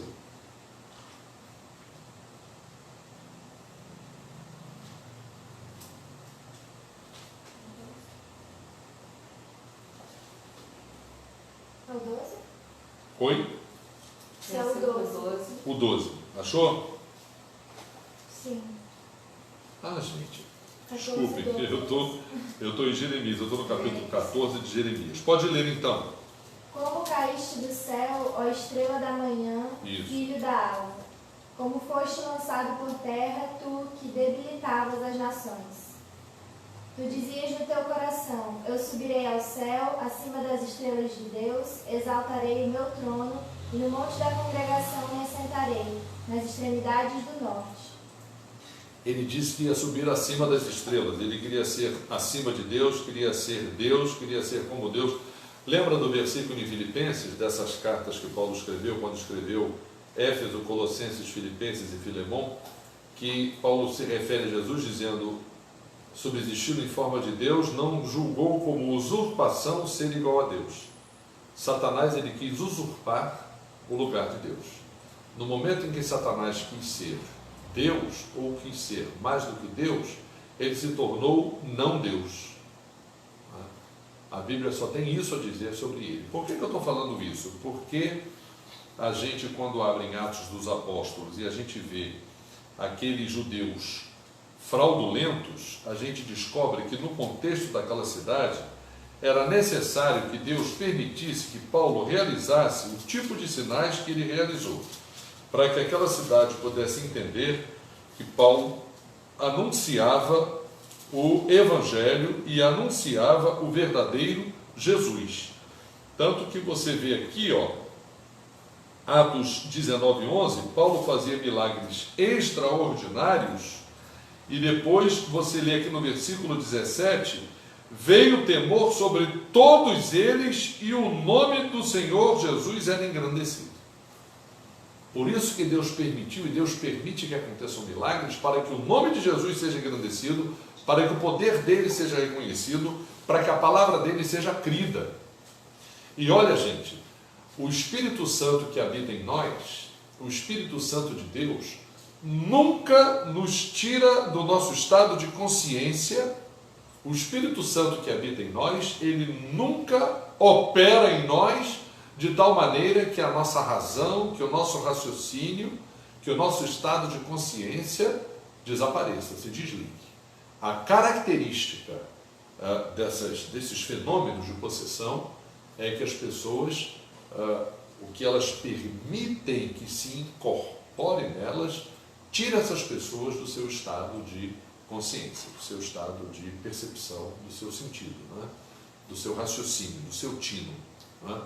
Eu sei que algumas religiões admitem até certos fenômenos de incorporação que dizem que são positivos, que são benéficos, não é?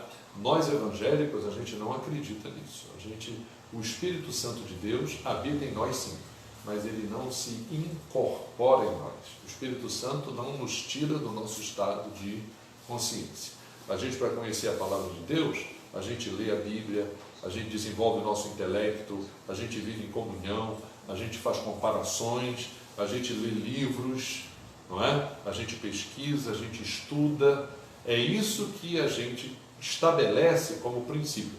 Aliás, Jesus, quando no Evangelho de João fala sobre o Espírito Santo, diz que o Espírito Santo é um ensinador. Não é? A palavra mestre, o próprio Evangelho de João, ele diz que Deus ensina, ele chama Jesus de mestre, e ele diz que o Espírito Santo também ensina. Então, a Trindade é composta de 3 mestres, de 3 ensinadores. Não é? E todo mundo sabe como é que é o ministério do ensino. Não é? É necessário didática, é necessário atenção, é necessário esforço pessoal, há um crescimento, há um progresso. Essa fase que a gente agora está fazendo um esforço tremendo para que o conhecimento chegue ao aluno, né? E a gente quer que o aluno de si, lá no isolamento onde ele está, até aquele que não tem internet, se interesse. Eu lembro muito do meu pai, que ele foi trabalhar num colégio, o diretor falou, você veio aqui para limpar o chão. O dia que você quiser estudar, porque muita gente entra aqui com essa desculpa, vem aqui trabalhar como funcionário para depois dizer que quer estudar. O dia que você quiser estudar, você vai começar a fazer o trabalho mal feito e eu vou colocar você na rua. E meu pai um dia quis estudar, e um dia esse doutor Nigro, né, chamou meu pai e disse, o que eu falei para você, Cid? O fulano e tal está reclamando de você. Posso até dizer o nome, né, porque já faleceu, né? Dirceu está reclamando de você. Aí meu pai falou, ele está reclamando porque ele está com inveja de mim. Meu pai era um cara sincero, né? Então falou para o diretor da escola, ele está com inveja de mim, porque ele também quer estudar. Agora, eu estou fazendo, doutor Nigro, o meu trabalho melhor do que eu fazia quando eu não tinha aula. O senhor pode procurar, pode ver. O Dirceu reclamou porque está com inveja. Aí disse que o Nigro deu uma risada e falou, Cid, eu vou mandar você lá para minha cunhada, lá no seminário, onde os meninos estudam para pastor. Você se entenda lá com ela. Se você não se entender com ela, você vai para a rua. Agora, se você se entender com ela lá, se ela gostar do seu serviço lá. Então o doutor Nigro não fez nenhuma coisa nem outra, né? Não mandou meu pai embora, mas também não deixou meu pai trabalhando com ele. E meu pai foi uma maravilha trabalhando lá. Então, porque meu pai queria estudar. E ele estudou ali. Ele com 16 anos foi pregar e dizia, nós faz, nós precisa, nós diz, pecado é terrível.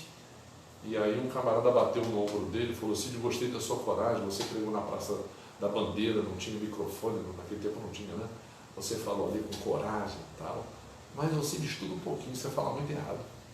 Você fala, nós faz, nós vem, nós precisa, pecado é terrível. Aí meu pai ficou com raiva da minha cara. Poxa vida, rapaz. Depois ele chegou em casa, raciocinou e falou assim, peraí. Aquele cara que falou que eu falo errado, a igreja toda ouviu que estava ali, toda não foi toda a igreja, não, foi um grupo.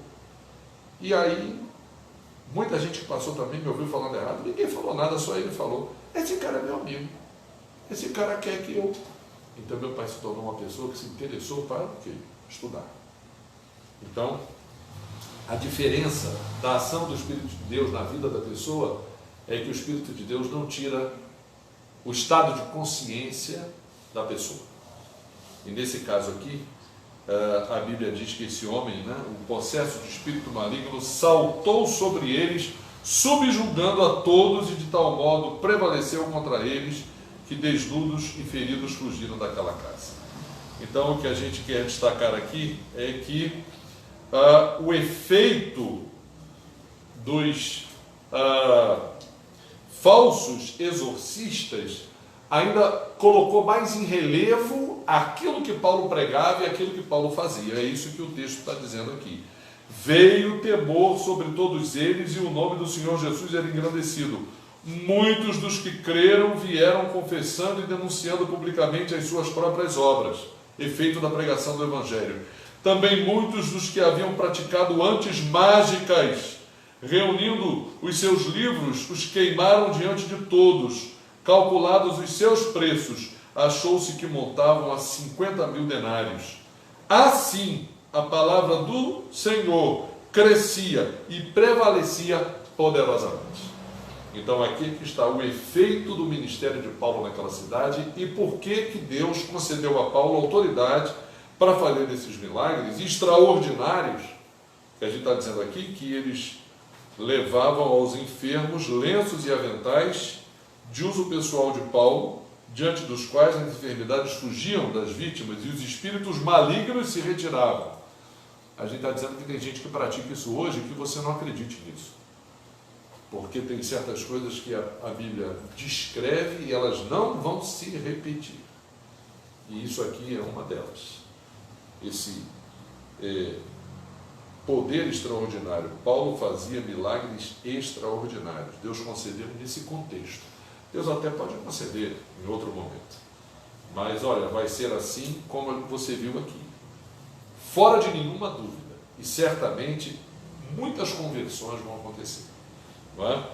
Aí a gente leu hoje o texto do problema do sindicato. Não é? O Demétrio era um sindicalista, pessoal. Vocês viram aqui, né? Houve grande alvoroço. Um ourives chamado Demétrio fazia de prata nichos de Diana. Dava muito lucro aos artífices. O Demétrio era um camarada que fabricava e os artífices vendiam. Convocando os artífices com outros da mesma profissão, convocou todo o sindicato, né? Senhores, sabeis que deste ofício vem a nossa prosperidade. Estais vendo e ouvindo, aqui é o depoimento do inimigo, né, pessoal? Estais vendo e ouvindo que não só em Éfeso, em quase toda a Acaia, este Paulo tem persuadido e desencaminhado muita gente, aleluia, afirmando não serem deuses os que são feitos por mãos humanas. Então isso daqui é o efeito da pregação de Paulo. O camarada convocou todo o sindicato, né? Não somente ao perigo de a nossa profissão cair em descrédito, como também o de nosso próprio templo a ele apelou, né? A pregação de Paulo, gente, estava afetando o turismo na cidade de Éfeso, né? Porque sem dúvida nenhuma, eu não sei no calendário grego, mas como havia festas em Jerusalém, aqui havia turismo e muita concorrência de gente para o templo de Diana, para a festa do templo. Então o que Paulo está fazendo aqui trazia um tremendo prejuízo para aquelas pessoas, né? E aí houve aquela confusão que a gente já viu, não é? Encheram-se de furor e começaram a clamar, grande é Diana dos Efésios, né? Não somente ao perigo de nossa profissão cair em descrédito, como também de o próprio templo da grande deusa Diana ser estimado em nada e ser mesmo destruída a majestade daquela que toda a Ásia e o mundo adoram. Ele aqui foi demagogo, né? A oratória dele, né? Ele sabia para quem estava dizendo, era um artista esse Demétrio, né? Querendo este apresentar-se ao povo, aí Paulo quis interferir. Foi a cidade tomada de confusão, todos a uma arremeteram para o teatro, olha gente, que o professor de arte está sentado aqui, né? Essa confusão envolveu o teatro. Sem dúvida nenhuma, se eles foram ao teatro, é que Paulo já estava usando o teatro para pregar. Porque foi no teatro que eles pegaram Gaio e Aristarco, companheiros de Paulo. O que Gaio e Aristarco estão fazendo? Gente, o teatro na Grécia, a professora nos ajuda, né? Era ao ar livre, não era? O teatro na Grécia tinha aquela construção que você não precisava de microfone, era nas montanhas. Nas montanhas. Era o anfiteatro, né? Tinha aquela forma elíptica, não era? Sim. Que você não precisava de microfone. Eu falava, no tom que você falasse, você ouvia. Então, se eles foram no teatro pegar Gaio e Aristarco, que eram companheiros de Paulo, o que Gaio e Aristarco estão fazendo no teatro, pessoal? Pregando o Evangelho. Pregando o Evangelho. O efeito do ministério de Paulo em Éfeso reverberou por toda aquela região. Querendo este apresentar-se ao povo, não lhe permitiram os discípulos. Não, Paulo, se você for lá, a tua vida corre risco. Os asiarcas, que eram amigos de Paulo, mandaram, olha, já havia asiarcas. Gente, havia já um pessoal que, depois de 2 anos, Paulo diariamente na escola de Tirano. Aliás, Lucas aqui diz que toda a Ásia, claro, gente, toda é muito, né? Mas se Lucas usa a expressão toda, significa dizer o quê? Que muita gente, quem gente? Quem que Pedro? Era o circuito das 7 cidades. Era o circuito das 7 cidades. Por isso que Paulo escreve para Colossos e fala assim, olha, a carta que eu estou mandando para você, leva para Laodiceia. E a que eu escrevi para lá, traz para vocês lerem aqui. Que pode ser a carta aos Efésios. Pode ser que a carta de Laodiceia não tenha esse pedido e a carta aos Efésios seja essa carta circular. Suposição, não importa. O que mais importa é o conteúdo. Uma das razões por que eu estou abordando esse assunto hoje é para que você se sinta interessado de ler a carta aos Efésios. De posse dessas ideias que eu te dei, mais ou menos, sobre as religiões de mistério, que o Evangelho de João pega de cheio e faz as pessoas entenderem que tudo aquilo que as religiões de mistério tentavam, arranhavam dizer, se refere a Jesus. Jesus falou, eu sou a luz do mundo. Quem me segue não andará em trevas. Quem me segue, se não me seguir, vai continuar nas trevas. Enquanto eu estou no mundo, eu sou a luz do mundo. Então ele curou o cego. Não curou todos, curou aquele. Não é? Deus é luz, nele não há trevas nenhuma. João diz na sua primeira carta. Então quem crê em Jesus, esse sim crê em Jesus, coloca a sua fé em Jesus. Ele é o Deus que se fez carne. Deus se fez carne. Ele ressuscitou, ele vai nos ressuscitar, sim. O pecado não está no corpo e o espírito é luz, não. Espírito e corpo estão interpenetrados de pecado, e a morte e a ressurreição em Cristo nos dá vida eterna. Outra coisa que o gnosticismo dizia, confundia Deus com o mundo. O mundo é uma parcela. Não, a criação é fora de Deus, gente. Nós não somos uma partícula de Deus, nós somos feitos à imagem e semelhança de Deus. Podemos conhecê-lo, podemos adorá-lo, podemos desejá-lo, não é? Mas nós não somos um éon de Deus, um pedacinho de Deus. Agora, crendo em Cristo Jesus, nós somos ressuscitados, morremos e ressuscitamos em Cristo e temos vida eterna. Isso é claro, né? Então esse foi o efeito da pregação do apóstolo Paulo, né? Então, para terminar, aquela promessa que eu tinha feito, né? Vamos ler o texto final. Hoje a gente termina diferente. E eu espero que, lendo esse texto, que é uma despedida de Paulo da cidade de Éfeso, porque a gente já falou aqui que ele faz um tour pela Acaia, entendeu? Depois volta, não é? E pressente que ele nunca mais vai estar na cidade de Éfeso. Então ele escreve um texto fantástico, que também vai refletir aquilo que foi resultado do ministério dele na cidade de Éfeso, né? Ele está em Atos 20, de 17 a 35, tá? Nós vamos ler até o 38, tá? E então esse texto, nós vimos que ele saiu, né, de Éfeso, capítulo 20. Cessado o tumulto, Paulo mandou chamar os discípulos, tendo-os confortado, despediu-se e partiu para a Macedônia, havendo atravessado aquelas terras, fortalecendo os discípulos com muitas exortações, dirigiu-se para a Grécia, onde se demorou 3 meses, tendo havido uma conspiração por parte dos judeus contra ele, de novo. Quando estava para embarcar, Atos 23, capítulo 20, versículo 3, rumo a Síria, então ele não foi por esse caminho, determinou voltar pela Macedônia. Iria para Antioquia, para a igreja dele. Então, uma estratégia dele, voltar pela Macedônia. Acompanharam-no até a Ásia Sópatro de Bereia, um amigo de Bereia. Ele tinha Timóteo de Derbe, né? E agora tem Sópatro de Bereia. Está aqui em Atos 20, versículo 4. Filho de Pirro, Aristarco, esse que estava lá no teatro, junto com Gaio, Secundo de Tessalônica, outro amigo de Tessalônica, Gaio de Derbe, da mesma terra de Timóteo. Timóteo também, que era de lá. E Tíquico e Trófimo, da Ásia, companheiros desse ministério em Éfeso. Estes nos precederam, Lucas está com eles, gente. Eles nos precederam esperando-nos em Troade. Depois dos dias dos pães asmos, navegamos de Filipos, olha aí, visitou Filipos, e em 5 dias fomos ter com eles naquele ponto onde passamos uma semana.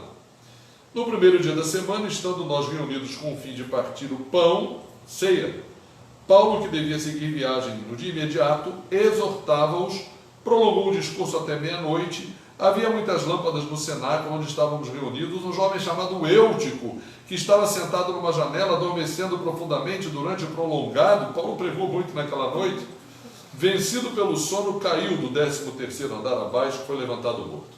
Lembra do apedrejamento de Paulo? Não é? Quem apedreja, o que nós dissemos? Nenhum judeu que apedreja, ele alivia, não. E se arrastaram o corpo, jogaram fora, porque acreditavam, ou provavelmente Paulo estivesse morto. No caso de Eutico, ele foi levantado morto. Descendo, porém, Paulo inclinou-se sobre ele, abraçando-o, disse: não vos perturbeis, que a vida nele está. A vida estava ou porque eles se enganaram, ou a vida nele está porque Deus concedeu que ele ressuscitasse. Subindo de novo, partiu o pão, tomaram a ceia, comeu, ainda lhes falou largamente até o romper da alva, e assim partiu. Então conduziram vivo o rapaz e sentiram-se grandemente confortados. Nós, Lucas com eles, porém, prosseguindo, embarcamos, navegamos para Açois, onde devíamos receber Paulo. Ali eles se separaram, né? Porque assim nos fora determinado, devendo ele ir por terra. Quando se reuniu conosco em Açois, recebemos-lo a bordo, fomos a Mitilene. Dali, navegando no dia seguinte, passamos defronte de Quios. No dia imediato, tocamos em Samos, e um dia depois chegamos a Mileto.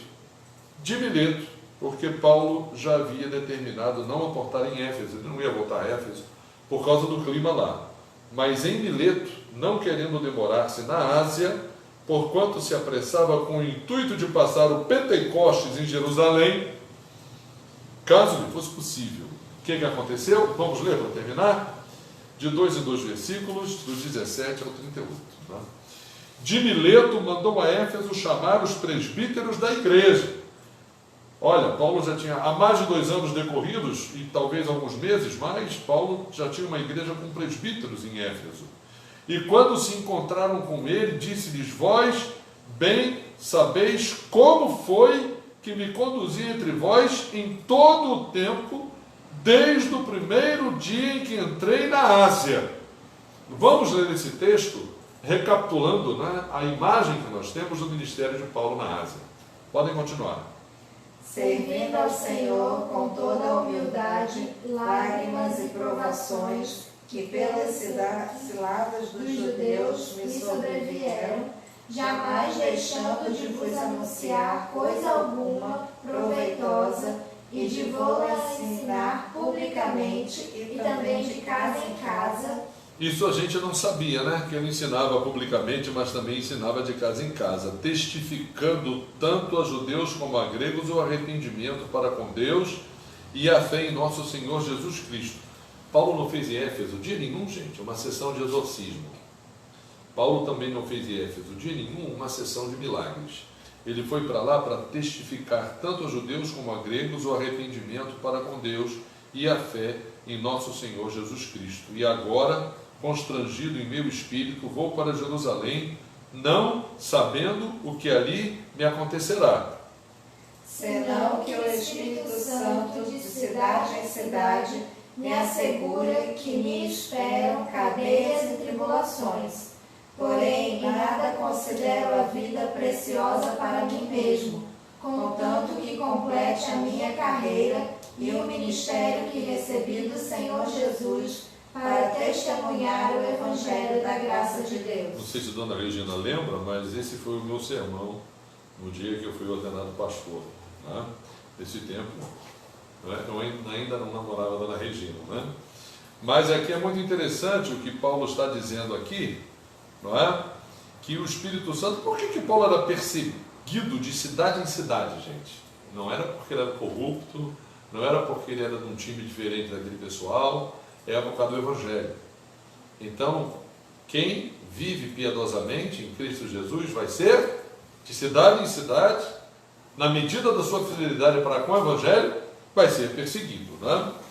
Agora eu sei que todos vós, em cujo meio passei pregando o reino, não vereis mais o meu rosto. Que Paulo mexeu com eles emocionalmente. Né? Portanto, eu vos protesto no dia de hoje, que estou limpo do sangue de todos. 27 e 28 com vocês. Porque jamais deixei de vos anunciar todo o desígnio de Deus. Atendei por vós e por todo o rebanho, sobre o qual o Espírito Santo vos constituiu bispos, para pastoreardes a igreja de Deus, a qual ele comprou com o seu próprio sangue. Eu sei que depois da minha partida entre vós penetrarão lobos vorazes que não pouparão o rebanho, e que dentre vós mesmos se levantarão homens falando coisas pervertidas para arrastar os discípulos atrás deles. Numa das cartas de Paulo, ele diz que em Éfeso ele enfrentou lobos vorazes, né? Falsos crentes. Né? Isso a gente encontra, né? Com mais frequência do que a gente desejaria. Né? Por favor. Portanto, vigiai, lembrando-vos de que, por 3 anos, noite e dia, não cessei de admoestar com lágrimas a cada um. Agora, pois, encomendo-vos ao Senhor e à palavra da sua graça, que tem poder para vos edificar e dar herança entre todos os que são santificados. Interessante, né? A gente agora está descobrindo que Paulo ficou 3 anos em Éfeso, né? 1 ano a mais no período ali que... Na escola de Tirano, 2. Lucas não está errando, não. Na escola de Tirano ele ficou 2 todo dia pregando, ensinando o Evangelho, né? Aliás, os 2 verbos que ele usa ali indicam mais do que somente pregar. Ele ensinou, persuadiu, convenceu. Né? E aqui ele está dizendo o que a palavra de Deus faz conosco. Né? Encomendo-vos ao Senhor e à palavra da sua graça. A gente está estudando o estudo bíblico, gente. A gente precisa ter um púlpito bem consistente, porque a palavra da graça de Deus tem poder para nos edificar e dar herança entre todos os que são santificados. De ninguém cobicei prata, nem ouro, nem vestes. Vós mesmos sabeis que estas mãos serviram para o que me era necessário, a mim e aos que estavam comigo, fabricando tendas com Áquila e Priscila, né? Lembram? Por favor. Tendo-vos mostrado em tudo que, trabalhando assim, é mister socorrer os necessitados e recordar as palavras do próprio Senhor Jesus. Mais bem-aventurado é dar que receber. Tendo dito estas coisas, ajoelhando-se, orou com todos eles. Essa palavra de Jesus não está em evangelho nenhum, viu, gente? Mais bem-aventurado é dar do que receber, é uma palavra de Jesus que só Paulo conhecia. Então houve grande pranto entre todos, e abraçando afetuosamente a Paulo, o beijaram, entristecidos, especialmente pela palavra que dissera que não mais veriam o seu rosto, e acompanharam-no até ao navio. Vamos encerrar aqui, né? Então, o rosto de Paulo a gente vai ver. Aliás, as pessoas acham que, ao contrário de Saulo, não é? Paulo, que parece que no grego significa pequeno, Saulo era diz a Bíblia que o nome Paulo vem de Saulo, e Saulo era o maior em Israel na época dele. Não é? mas foi o baixinho Davi que venceu Golias, né? E é esse baixinho chamado Paulo que é esse campeão de pregação do Evangelho e um grande professor para nós até hoje, né? Vamos orar? Algum hino ou nós encerramos com a oração? Com a oração, né? Algum pedido? Sim, a irmã Carolina pediu para a gente agradecer pela vida da Penha, que está fora de perigo. Amém, amém. Mais uma pessoa, amiga nossa, conhecida da Cravina de nossa igreja, fora de perigo, né? Vamos orar? Deus abençoe sua vida, obrigado pela sua atenção. Esteja conosco no próximo domingo, às 5h30 da tarde, aqui no Acre, 7h30, aí, hora de Brasília. Senhor, muito obrigado pela tua palavra e pelo modo, Senhor, como ela se preserva, o modo como o seu ministério se cumpre lá desde a história da sua escrita e como, Senhor, ela nos alimenta. Que haja em nós cada vez mais desejo, fome pela tua palavra. Senhor, possamos lê-la, possamos meditar nela, possamos demorar tempo, Senhor, imaginando e desenhando em nossa mente essa narrativa tão pormenorizada, detalhada, de palavras de Paulo, sermões de Paulo, atividade dele, enfim, que tem reflexo, que tem ligação com os outros livros da Bíblia. A gente mal poderia imaginar que João, ele escreve um evangelho, Senhor, que desmantela, que desmonta todo aquele modelo de religião de mistério hermético que ali no contexto da Ásia existia. Que nós possamos entender, Senhor, o evangelho de João quando lermos e possamos, Senhor, no contexto da nossa vida hoje, divulgar a tua palavra, fazê-la penetrar nos corações, levar, como diz Paulo, o pensamento cativo à obediência de Cristo, anulando as falsas verdades. Nós agradecemos, nós oramos em nome de Jesus. Amém.